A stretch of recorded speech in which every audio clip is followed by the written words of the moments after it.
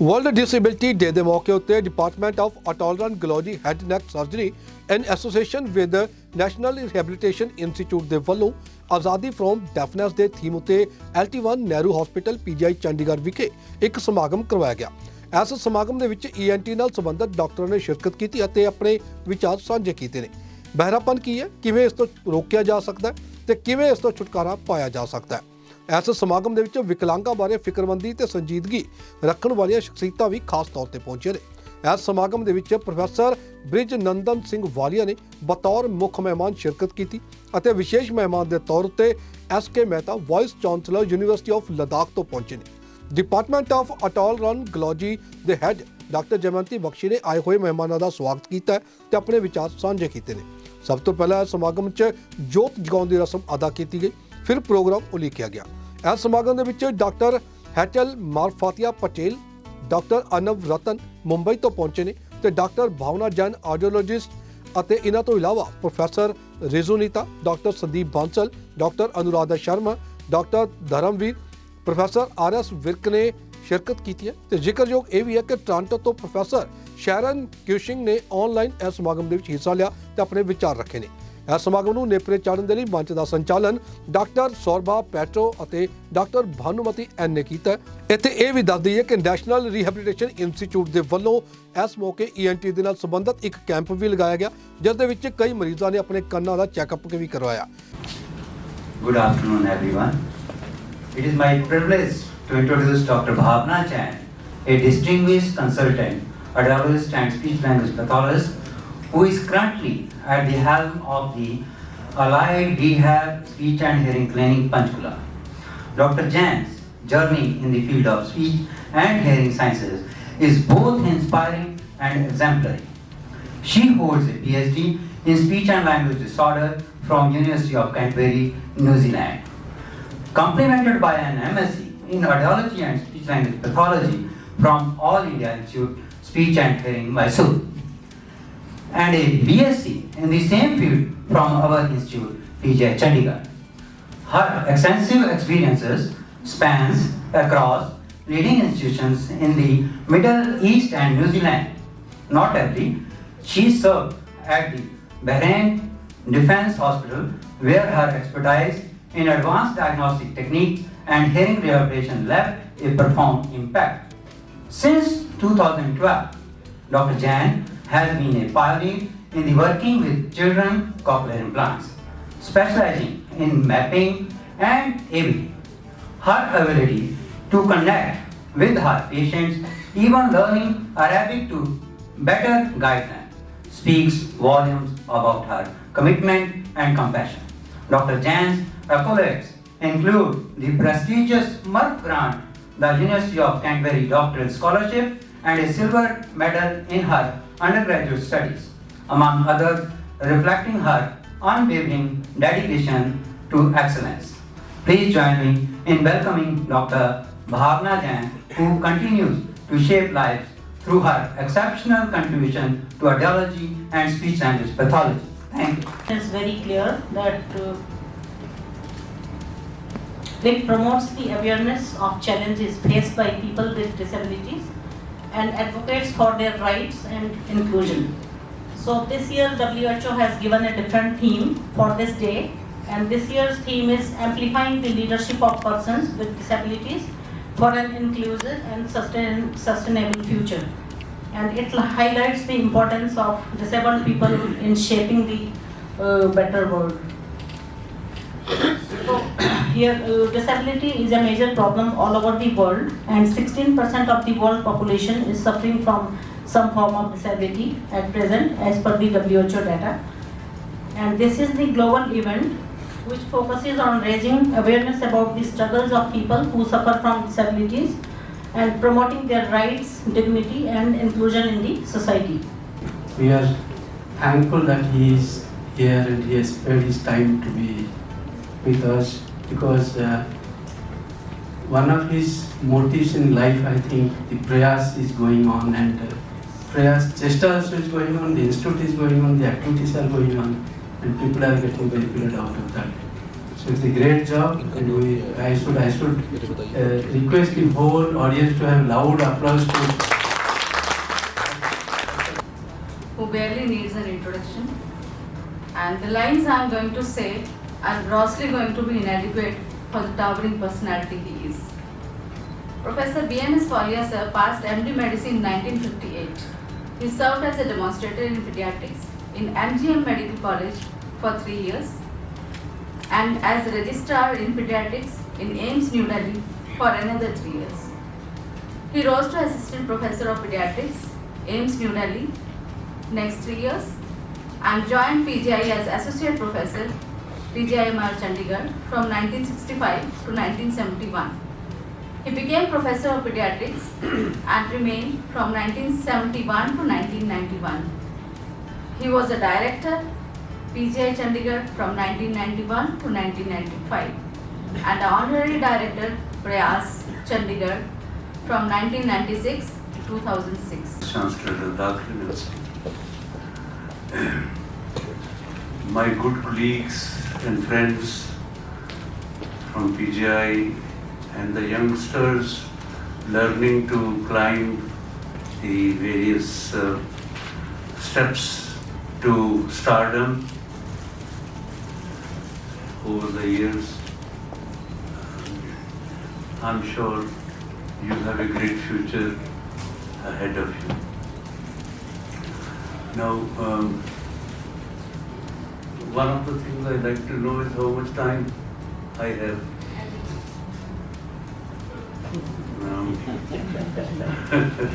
Well, I wouldn't like to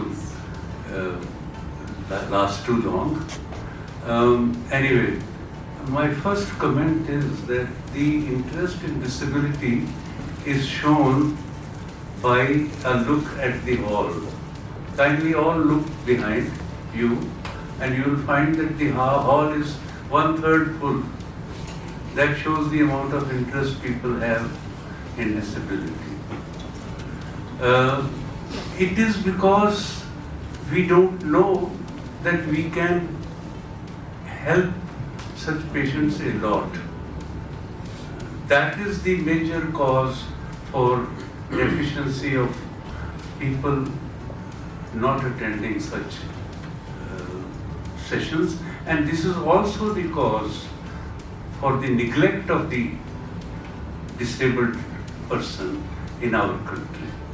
People are not taking it up as a full-time profession, and they have not yet realized the amount that can be done with modern technology and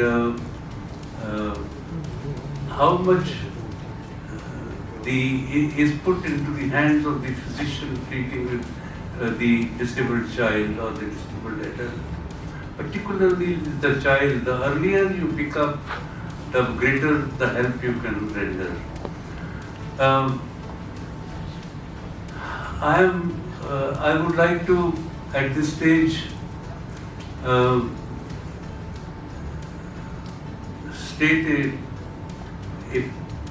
a stanza from a poet, an Urdu poet, who says that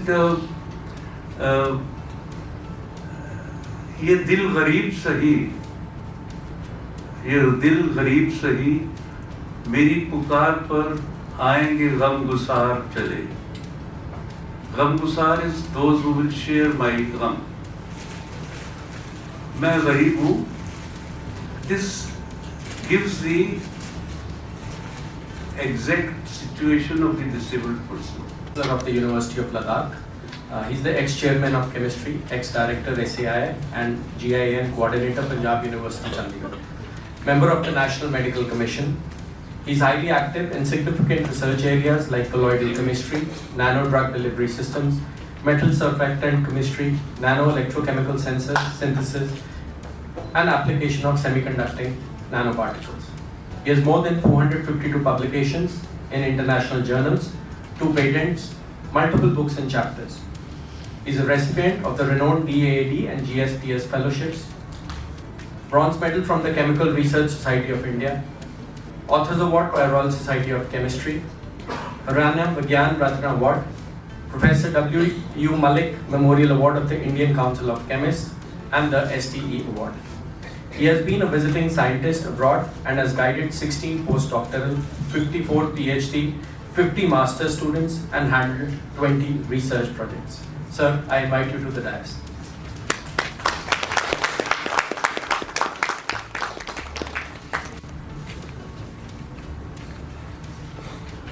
Sir, for the introduction. Good afternoon to everyone and namaskar. Honorable Professor B.N.S. Walia, former Director PGI, Dr. R.K. Ratu, Dean PGI, Professor Jayamanti Bakshi, Head of the ENT PGI, and today's event's organizing chairperson, Dr. Dharamveer, Convener, Dr. Riju Nita Gupta, Organizing Secretary, Dr. Saraswati Gupta, Executive Director, NRI, specialist, distinguished guests, and all present in the hall. I am really delighted to participate in today's very important event, which is World Disability Day with the theme Azadi from Deafness program. My greetings to the organizers particularly, and I am happy that the program has been organized to provide a special awareness for the care of people with profound hearing disorders. You know, sometime back, I think in the beginning of this year, Dr. Dharamveer and his team visited Ladakh. You know, Ladakh has a serious problem of deafness, speech therapy, and all these things. And we organized a program also, a camp at the University of Ladakh, and we try to bring people who are having this type of problem in Ladakh particularly.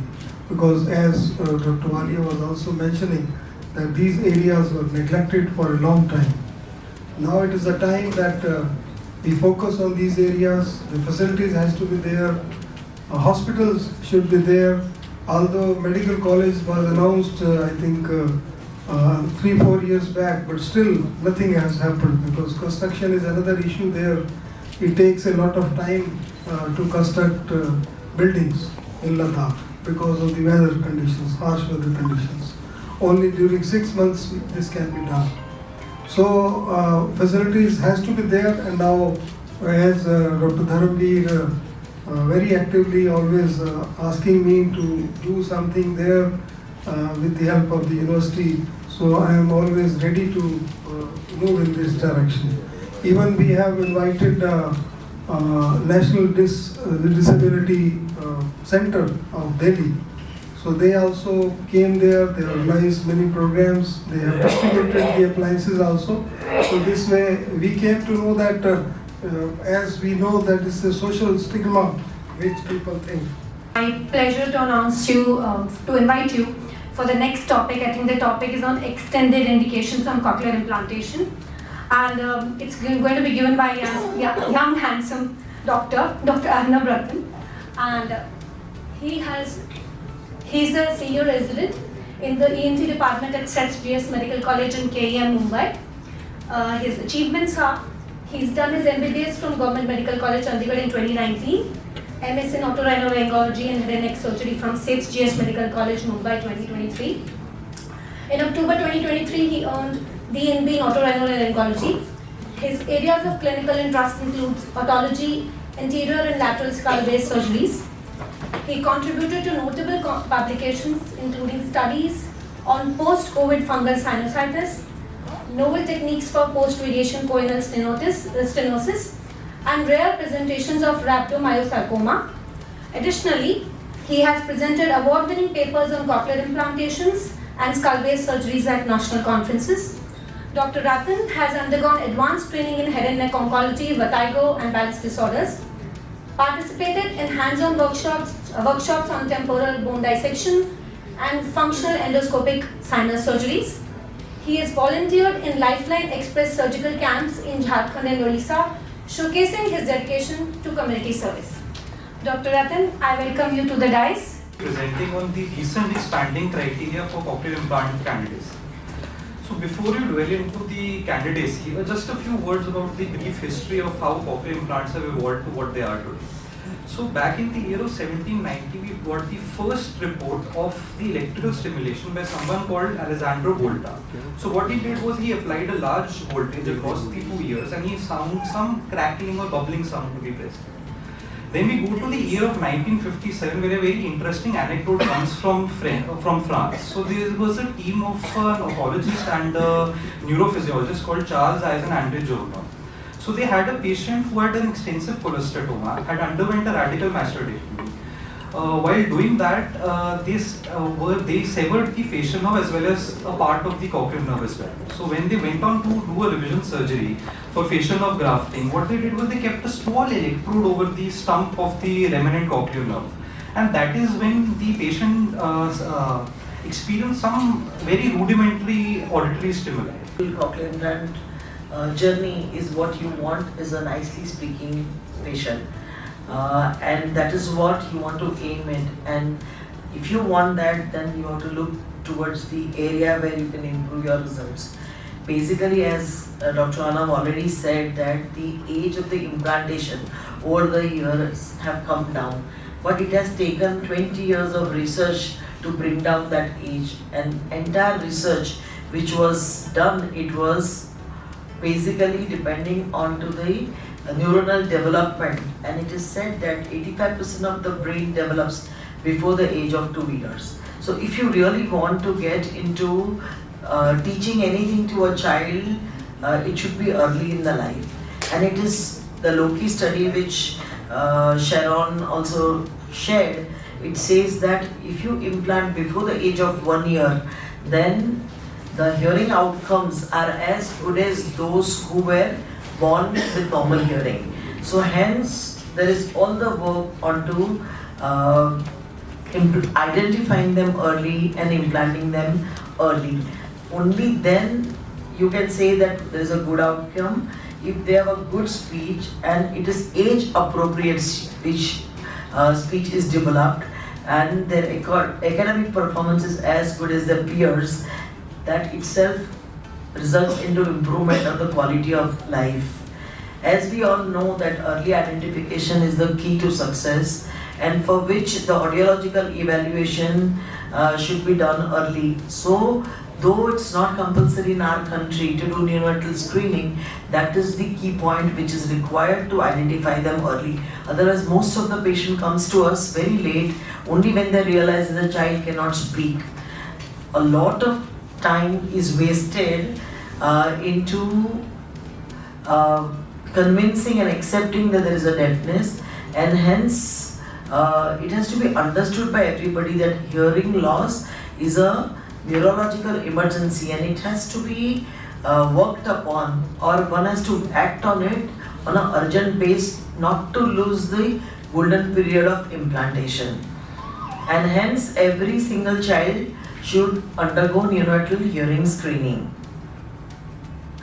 As this is just a repetition that the age which was 1, 3, 6 has come down to 1, 2 and 3, that you identify, you screen the child by age of 1 year, you confirm that the hearing loss is there. The presentation more for students, and in general to give you an overall view about this. So I'll talk about recent advances in cochlear implant habilitation. So this is one of the community activities we had at our clinic, which is related to all the CI recipients, where we are basically helping them to interact and to deal with troubleshooting and also any issues they have with rehabilitation. So as you are all aware that habilitation is a very important part for the success of a cochlear implant. So first of all, as we have already heard, important to do early intervention and also early diagnosis, and main thing is, as Dr. Patel mentioned about the grief part. See, that acceptance part is, I think, very important, because we have patients who come to our clinic for diagnosis. They have been diagnosed with profound hearing loss or severe hearing loss, but they don't do anything about it. They're just waiting because maybe they'll go to a different clinic to get another para done, and then they will not come back, and so on. So I will just go to the next slide. So what is our purpose when we talk about habilitation? So just going through, like I graduated, I did my graduation in 1991. So back then the scene was very different, and what you are studying here as students is quite different. And I guess the pressure also to what kind of results you will achieve is more compared to that time. So what we are looking at is we are basically looking at evaluating children. We are going to get a baseline. We want to help them communicate, and main thing is we want to make them function like normal developing children. So even for parents with hearing loss, it is very difficult to imagine that their child can talk and communicate. He or she can talk in sentences. He can go to a normal school, and he can learn the different subjects. So all that is part of our habilitation portfolio. And we want to access, grow and expand the auditory brain centers. As we rightly know that if we, as has already been mentioned by Dr. Patel, we use it or lose it. Our auditory cortex doesn't develop if we are not exposed to auditory stimulation at the right time. And I think this part is not really understood by the parents quite well. So what happens is I have seen so many people come to me, so many parents come to me and say कि हमें एक doctor ने बोला था कि वो बड़ा हो जाएगा तो वो अपने आप बोल लेगा, अपने आप सुन भी लेगा. So that is when we have lost the most crucial part where we can really help the child. And this is not just कि किसी गाँव के डॉक्टर ने बोल दिया. Even in cities, so many doctors have told the parents like this, cities or adjoining areas like that. And what are we doing in habilitation? Basically, we are providing systematic instruction. I think that is the key word. Systematic is the key word. So we always have a lesson plan. Based on the baseline, we'll have, okay, in the next 2 to 3 weeks, what are we going to do? What are we going to teach the parents to do? That is the main goal. So sometimes in busy hospital settings, what happens is therapists, like I don't know, in different hospitals it is different, but sometimes the time duration given to the parent is very less, or even to the child. You may not be able to develop a good rapport with the child and work with the child. The child may not be in a good mood that day. The child may be slightly unwell. There are so many factors. So we are looking at training the parents, coaching the parents. That is the main thing, so that their children can learn to process speech and language through audition. So audition again is the keyword. We are not looking at sign language, okay? We are not looking at any other cues. We are looking at audition. We want the child to hear and to understand first. So some of the children who have come to our clinic, just to show you some pics. So we have a child, the first pic is of a child who has got autism along with hearing loss. Is using bilateral implants. And this child, like despite our best efforts, he is very moody. So if he likes a particular book, he will go with that particular book only.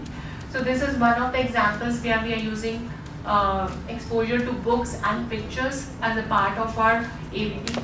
I think the second one, here is a child with cochlear implant in 1 ear, unilateral, and he has got bilateral severe to profound hearing loss, but he's got implanted only on one side, and we are doing conditioning with him. So we observe that, like generally when we look at conditioning, as you all are very familiar, we use standard sounds, hearing sounds. But with this child, we found that he was more cooperative when we use speech sounds, the link sounds for conditioning. So when we change the sounds, he would keep it down like that. So this is just an example to show you how things can work in habilitation. Like you have to be quite innovative, that is the main thing. So just a brief history about in terms of habilitation. So depending upon when you trained and where you studied, you will come across different terms.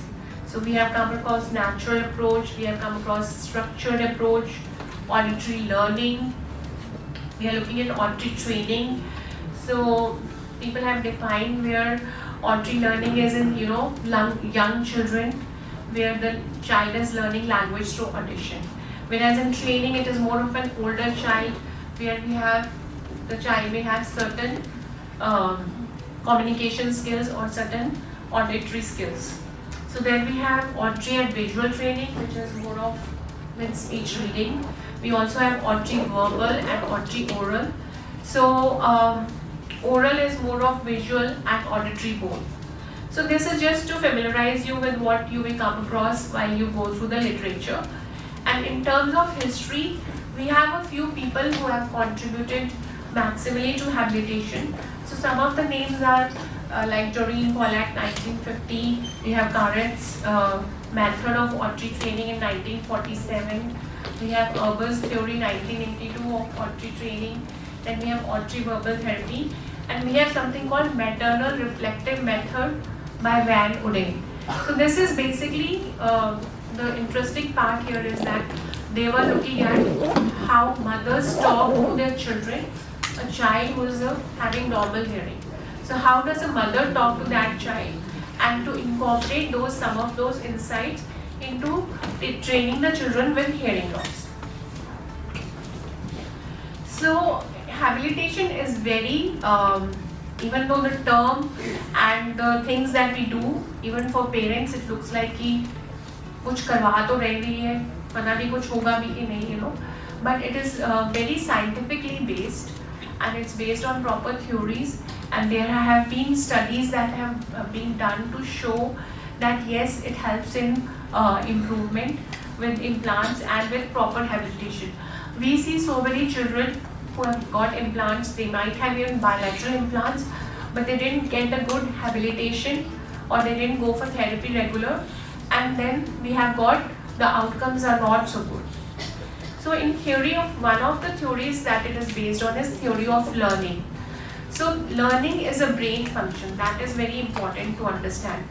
So we come across parents who will say कि ma'am इसको 5-6 बार मैंने बताया, but next day उसको याद ही नहीं रहता, उसको पता ही नहीं चलता, मुझे फिर से दोबारा करवाना पड़ता है. So I guess parents need to understand, and even therapists need to understand that obviously there is a lot of repetition and practice that is needed. Then we come on to attention and memory. So these are considered to be executive functions. So when we look at hearing and speech, and language, development of language, we have to make use of these executive functions. So nowadays you see kids are always into mobile phones, watching TV, more of mobile phones, they are just watching reels randomly.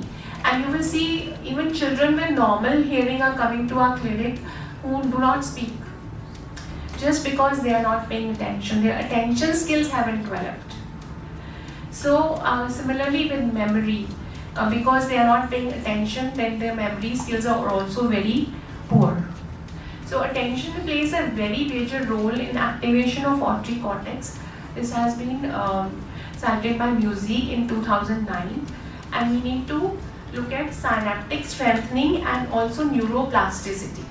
So how does kind of technical things like neuroplasticity come into habilitation? So what they have found is that if we are consistently using some neural networks, then they get strengthened, and that is part of the synaptic strengthening. So if we are giving auditory stimulation, we are using certain words, let us say related to a certain category, maybe fruit or maybe food items, then the neural networks related to that are getting strengthened. So that is important. And in terms of neural plasticity, what they say is that repeated auditory stimulation will lead to strong neural connections, and that is important obviously for the outcomes we are expecting from our children. So we have certain stages of auditory learning. This is given by Pollack in 1970. So as you will see, lots of things that we do are based on Pollack's theory of auditory learning. So we have detection of sound, which we are all familiar with. We teach, first of all, we are teaching the child presence and absence of sound. Then we look at auditory attention. The child should be aware and pay attention to if there is presence of sound. Then we are looking at distance hearing. So we in the session, we are exposing the child to different stimuli. It could be link sounds, it could be other non-verbal sounds. But the main aim is that the child should be able to listen to it from different distances. So we can do it very near. We are just sitting next to the child, across the table. We could be little further away, or we could be still further away. So that is, we are looking at distance hearing. We will keep increasing the distance, and then we will develop those auditory skills. Next is discrimination and auditory association. So again, we will teach him to discriminate between different sounds. We can start with link sounds and then go on from there. Then we have auditory memory span. So once the child is, for example, distinguishing or pointing to certain things, we can look at the auditory memory span by giving the sounds in a sequence and seeing how they are performing to that. We also have auditory closure, basically where the child is supposed to understand the whole message even if a particular word is missing. Then we have auditory figure ground, we have auditory tracking where the child is listening to different sounds and is able to, if we are reading a book, this is at a later stage, or if we are talking about certain objects in a book, then the child knows what can point in that particular sequence and track what we are saying. Listening to recordings, auditory processing and auditory comprehension. So as you can see, we have lots of stages. Just to think of कि अगर हम ये बोलेंगे वो बच्चा हमारी बात समझ जाएगा, उसके अंदर ही we have to do so many things, and I'm sure some of you may be aware or may not be aware, but the parents are definitely not aware of this कि इतना टाइम लगेगा, इतना process है, ये complex process क्यों है? Because all of us think कि speaking is automatic. हम कभी सोचते नहीं थे, like until we came to speech and language therapy, we never thought कि speech के लिए भी कुछ effort करना पड़ेगा ना. बच्चा child is born 1 year तक बोलने लगेगा मामा पापा, उसके बाद बोलता रहेगा वो, that's it. So it's only now with technology, one of the negative points of technology, when children are not paying attention and having more screen time, that is when we are realizing कि जो natural process है हमारा speech and language का, that is getting affected and impaired. So some of the principles of ABD, this is by Easterbrooks 2006. Now here the main is the central role of parents. So now here parental counseling is very important. Parents, they come to our clinic, उनको होता है कि ma'am every day आप therapy के लिए बुला रहे हैं. So it is both an honor and a privilege to deliver the vote of thanks on behalf of the Department of ENT as we mark this World Disability Day with the theme Azadi from Deafness. This celebration is more than an event, as it is a call to action and a beacon of hope for millions striving for a life free from the barriers of hearing disabilities. So at the outset, I extend my heartfelt gratitude to our chief guests, Professor V.N.S. Walia, our guest of honor, Professor S.K. Mehta, for gracing this occasion with their presence. And their inspiring words really and unwavering support have added immense value to this event. I thank our Dean, Sir Professor, although they have left, so he was here to encourage us for this event, and he took out time from his very busy schedule too. And a special thanks to our invited speakers, Professor Hetal Mafakia, Professor Sharon Cushing, Dr. Anav Ratan, Dr. Bhavna Jain, who enlightened us with their knowledge and expertise. Their talks not only updated us on cutting-edge advancements in this field, but also reinforced the profound significance of this year's theme. So I extend my deepest appreciation to all my respected department colleagues and dear residents, audiology department colleagues and students, other staff too, who have worked hard behind the scenes to make this event a success. Finally, I thank each one of you who are present here and this presence of you and for your active participation. And thank you all, and let us continue to strive together for Azadi from deafness.